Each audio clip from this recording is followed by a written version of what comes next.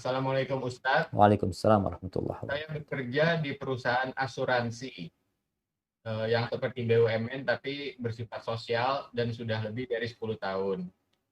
Saya takut kalau nggak halal.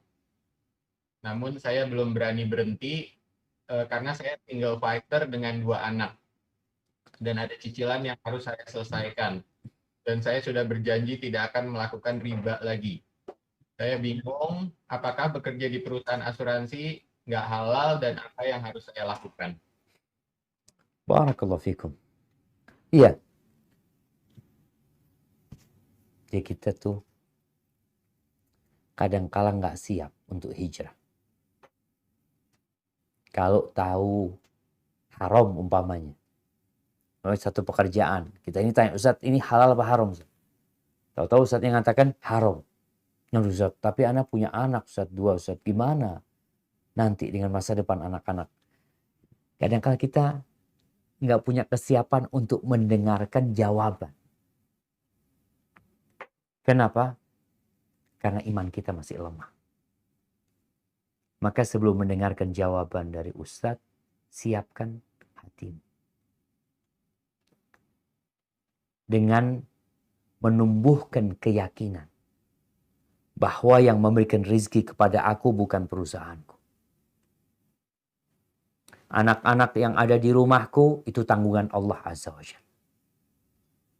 Bahkan 120 hari dia masih di perutmu, di perutku, kalau dia perempuan ya kan di perutku, tuh anak sudah ditulis rizki.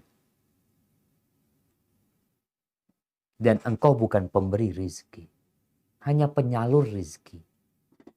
Tapi yang memberikan rizki itu sebenarnya Allah Azza wa Jalla. Innallaha huwar razzaq dzul quwwatil matin. Ketika keyakinan itu ada dan kita tahu Allah yang mengatur hidup kita, Allah yang menentukan mana yang halal dan mana yang haram, maka insya Allah kita siap menerima jawaban. Kalau bicara asuransi, ya tergantung bagaimana model asuransinya. Apabila asuransi itu tidak mengandung unsur riba, tidak mengandung unsur gharar. Gharar ini ketidakjelasan. Maka ahlan wa sahlan, dalam Islam itu ada namanya asuransi ta'awuni. Asuransi ta'awuni itu yaitu memang asuransi untuk tolong menolong. Semua orang diminta naruh duit di sini. Gimana? Duitnya nggak akan balik, enggak. Udah taruh di sini, yang butuh kita kasih. Yang kena musibah kita bantu. Ini benar-benar sosial. Kita nggak cari keuntungan dari asuransi itu. Bahkan kita naruh duit dengan harapan, ya Allah mudah-mudahan nggak ada masalah ya Allah. Buat keluarga. Tapi sekarang asuransi itu untuk mencari keuntungan. Perusahaan asuransi mencari keuntungan dan orang yang asuransi mencari keuntungan. Keuntungan yang tidak jelas. Bisa jadi perusahaan rugi, bisa jadi nih konsumennya yang rugi karena duit dia nggak keluar. Keluar nanti setelah berapa tahun dikatakan nanti akan keluar, akan bertambah sekian-sekian. Jadi kalau ada unsur ribanya nggak boleh. Maka sekarang anti lihat, asuransi itu ada unsur riba, ada unsur gharornya nggak.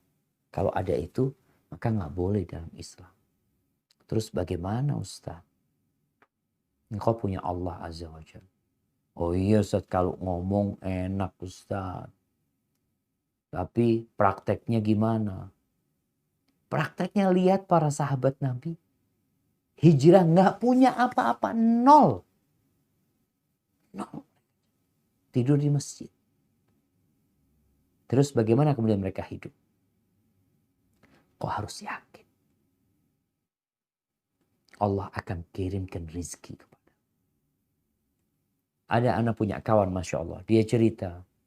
Setelah pandemi ini Zat, ya Allah Zat, anak kadang kalah. Ya, duit tinggal 20.000. Habis udah 20.000.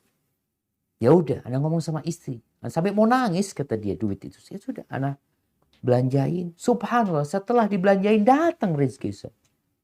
Sampai dia cerita dia kerja ngepres motor-motor yang tabrakan itu ya. Dia ngepres. Dia pernah seharian nungguin. Gak ada yang datang. Sampai ada mau tutup, datang orang. Udah habis, datang tuh orang. Tanya itu orang. Bisa ngepres, kata dia. Ya Allah. Sampean yang saya tunggu dari tadi. Jangan takut. Cuma tadi ya butuh kekuatan iman. Dan sekali lagi harus siap menghadapi segala resiko. Tapi engkau punya Allah yang selalu membantu. Qul hasbunallahu ni'mal wakil.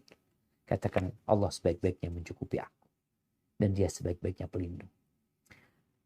Hadza wallahu a'lam bishawab. Tapi dipelajarin lagi itu. Halal apa enggaknya silahkan dikaji supaya engkau tahu.